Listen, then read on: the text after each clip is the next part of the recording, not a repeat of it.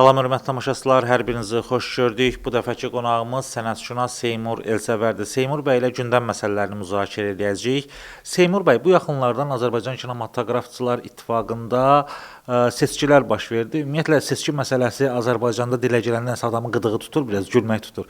Amma yenə də seçki keçirildi və orada bir neçə qruplaşma oldu. Əlisə Cabbarlının gəlişinə mənfi münasibət sərgiləyənlər oldu, müsbət münasibət göstərənlər oldu. Hətta onun Rüstəm İbrahimbəyovun adamı və yaxud da Rus klanının nümayəndəsi olduğunu dilə gətirənlər oldu.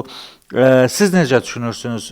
Ümumiyyətlə, son seçkilər və nəticə gözlənilən idimi? Sizin buna münasibətiniz necədir? Sözün açığı, bu idarə heyətinin iclası olub, idarə heyətinin, yəni hər halda mətbuata açıqlanan buydu ki, idarə heyətinin iclasında qərara gəlinib ki, 2 namizədlə qurultay çağırılsın. Daha doğrusu əvvəllər qurultay deyirdi, indi bu son vaxtlar ona konferans deyirlər. Bilirsiniz ki, bütün yaradıcı ittifaqlar seçkili orqandır. Orada rəhbəri həmişə seçki yolu ilə müəyyənləşir. Təyinat deyil də, çünki bu ictimai təşkilatdır. Yaradıcı adamların könüllü biri idi. Belə qərara gəlmişdi, təxminən hələ bir konferans elan olunmamışdan 2 həftə, 14-15 gün irəlicədən deyilmişdi ki, idarə heyəti Şəfiqə Məmmədovanın və yəni ittifaqın birinci katibi rəhmətli Rasim Balayevdən sonra faktiki o rəhbərlik eləyirdi. Və uzun müddət orada icraçı katib kimi çalışan Əlisə Cabbarlının namizədliyi irəli sürülüb. Elan olundu və bizə də dəvətlər gəlmişdi. Biz də getdik, iştirak elədik. Konferansda da çağırılıb ittifaqın üzvü gedib iştirak edirik. Həmin gün orada başlandı yazılma. Daha doğrusu ondan qabaqki axşam başladı bir müəyyən söhbət yayılmağa ki, bu konferans qeyri-qanunidir, ay nə bilim filandır, bəşməkandır. Əvvəla bu qeyri-qanuni nə deməkdir? Bu namizəd müəyyənləşib, konferansda elan olunub. Bunlar birdən oturub bir gecənin içində özlərinə belə deyək, yaxın adamlara deməyiblər ki, sabah yığışaq bir tədbir keçirək. Ona görə bu qeyri-qanuni ifadəsi mənə biraz çatmır. Qaldı ki, orada namizədin biri, o cavan sayılan da nəslin nümayəndəsi Əlisə Cabbarlı oradaydı, amma Şəfiqə xanım yox idi. Şəfiqə xanım və Şəfiqə xanım... Acıq eləmişdi, gəlməmişdi? Valla bilmirəm, indi o nə səbəbdən onu Şəfiqə xanımdan soruşmaq lazımdır, mən bilmirəm. Onun açıqlamasını da görməmişəm. Yerdə də cavab verməyim biraz doğru olmaz, həm də bir qeyri-etik olar. Amma ondan əvvəlki axşam, ayın 26-sında konferans olasıydı. 25 axşamdan birdən-birə bütün mətbuata, saytlarda demək olar eyni vaxtda yayıldı ki, idarə heyətinin üzvlərindən, hətta katiblərdən içərisində daxil olmaqla bir dəstə, əsasən yaşlı nəslin nümayəndələri, kinoçular, bəs bu konferansı boykot eləyirlər, belə deyək. Konferans qeyri-qanunidir, orada iştirakdan imtina eləyirik, filan eləyirik. 27 nəfərin gərək imzası var idi. Səhərsi gün o məsələ yeri gəlmişkən konferansda da açıqlandı. Konferans başlananda, gündəlik cəmaət tanış olanda, iştirakçılar tanış olanda. Orada da deyildi ki, məhz o 27 nəfərə də zəng vurulub, soruşulub ki, bu nə sənətdir, niyə bura imza atmışsınız? Onlardan 12-si deyəsən, 12-si ya 13-ü. Deyib ki, bizim belə bir bəyanatdan, belə bir sənətdən xəbərimiz yoxdur. Aha, kimlərsə adlarına yazıblar yerimizə və özləri qol çəkib, imza atıb. İndi bu nə dərəcədə belədir, yoxsa belə deyək, məsələ biraz görüblər, ictimailəşib, geri götürüblər sözlərini, həmin adamları, sanki, bilmirəm. Qalır o, necə deyərlər, onların özünün və vicdanının öhdəsinə. Amma belə məlum oldu ki, gedişatdan konferans vaxtı, görünür qarşı tərəf doğrudan da hiss eləyib ki, indi Əlisə Cabbarlı adını hallandırdıqları kimi xüsusi nüfuz sahibi deyil, titullu deyil, filan deyilsə də, bugün onun dəstəkləyənlər... Amma cavandır da. Cavandır, enerjilidir və bugünkü kino ictimaiyyətinin içində də onu dəstəkləyən adamlar qüvvə xeylidir, açığı. Bəli. Və bunu da görünür Şəfiqə xanım və ona tərəf tutan adamlar da bilirlər. Onlar belə məlum oldu ki, rəsmi yerlərdən də, ittifaqdan o tərəfdən, Şəfiqə xanım tərəf tutanlardan da ayrı-ayrı adamlara, üzvlərə deyənlər olub ki, getməyin, sabah iştirak eləməyin. Ona görə də 460 deyilənə görə siyahı üzrədir adam. Onun da bir 30'a yaxın bildiyimə görə artıq bu son 1-2-3 ildə rəhmətə gedənlərdir. Amma 430 təxminən civarında real üzvü var. Onun da heç yarısı yığışmamışdı ora. Yəni 200 heç tam deyildi. Ona görə nizamnamə üzrə əslində bu seçkinin keçirilməyi məqbul sayılmır. Çünki nizamnaməyə görə 50% üstəgəl bir nəfər olmalıdır. Yəni elə bil 430-dursa belə çıxır ki, deməli, 215 faktiki və qanuni sədr deyil Əlisə bəy. Bəli.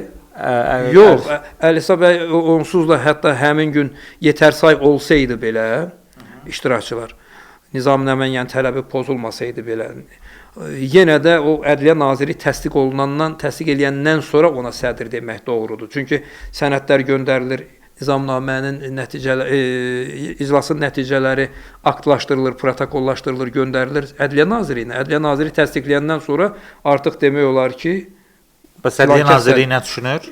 İndi bilmirəm, hələlik ki, mən bilən dünəndə, bugün də hələ göndəriblər. Çünki sonra bayram günləri oldu. 2 gündür də artıq təzə başlayıb həftə, iş həftəsi.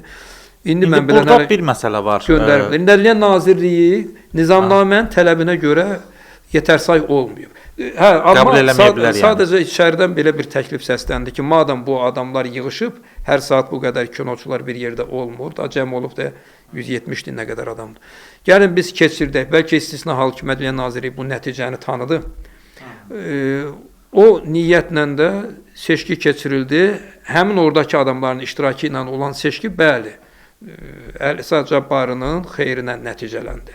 Amma indi o nəticəni, o seçkinin nəticəsini Ədliyyə Naziri istisna hal kimi qəbul edəcək, eləməyəcək, onu bilmirəm. Aha. Və Əlisə Cabbarlının Rusiyanın adamı olması, Yox, ümumiyyətlə mənə çox gülməli gəlir.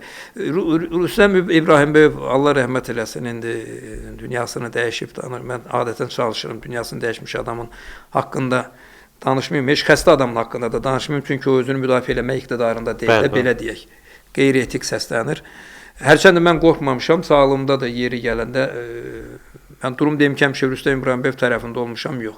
Müəyyən davranışlar, hərəkətləri səmimi etiraf edirəm ki, Rüstəm mənim sağlığımda da xoş, ürəyimiz olmayıb.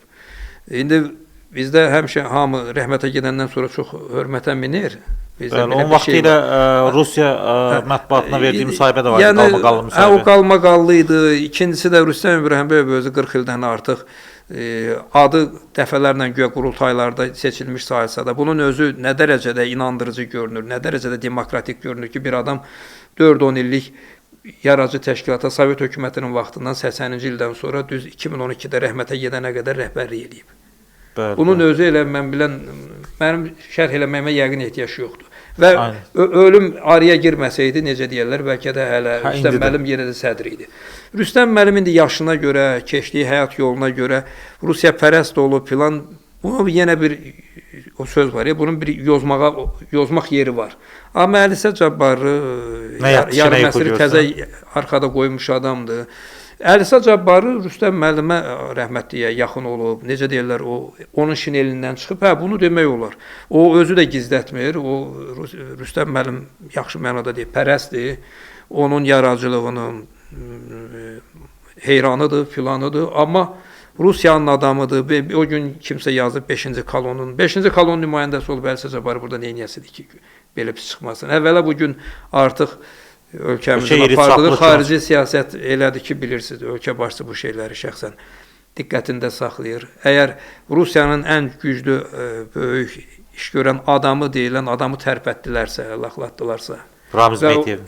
Bəli də, və onun qol qanadını doğranırsa, sadə dillə desək, Əlisə Cabbarı dostumuzdur, həmkarımızdır, kəlamımızdır. Əlisə Cabbarı Əlisə Cabbarı yetərincə ağıllı, dərrakəli də adamdır və çox rusca deyilə kommunikabildir, çox rahat hamı ilə ünsiyyətə girən də adamdır.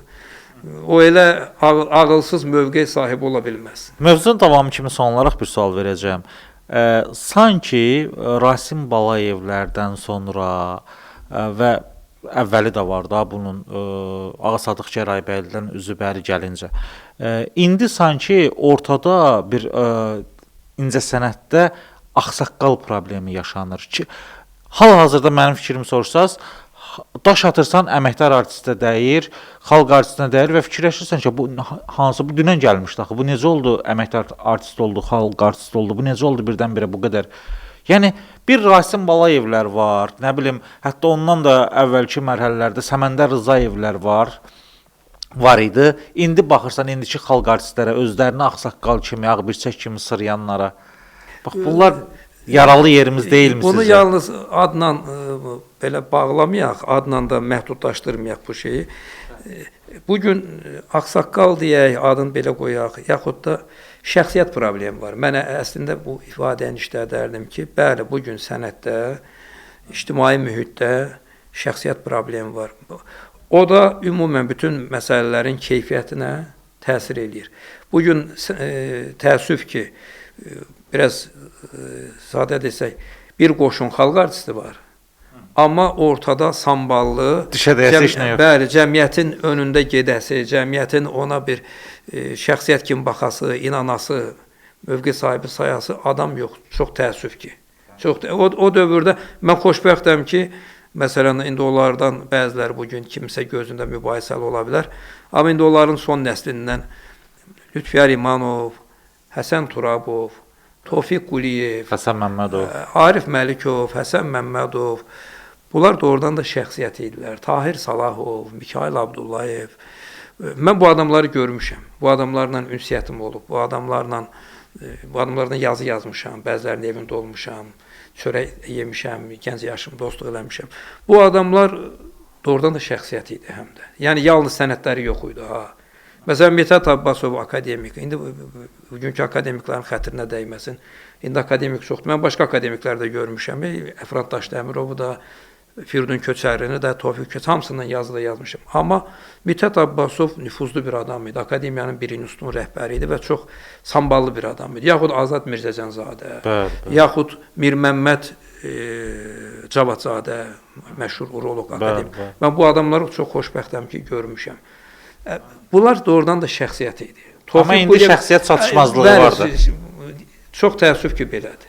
Bu məsələ, o da səbəbsiz deyil. İndi biz bununla danışsaq, yəqin ki, bu Təbii ki. Çox sağ olun verilişimizə gəldiyinizə görə Seymur bəy. Təşəkkür edirəm sizə. Hörmət tamaşaçılar, daha bir verilişin sonuna gəlib çatdıq. Bizi izləməyi, videolarımızı bəyənməyi, paylaşmağı, şərh yazmağı, ən əsası abunə olmağı unutmayın. Sağ olun, salamat qalın.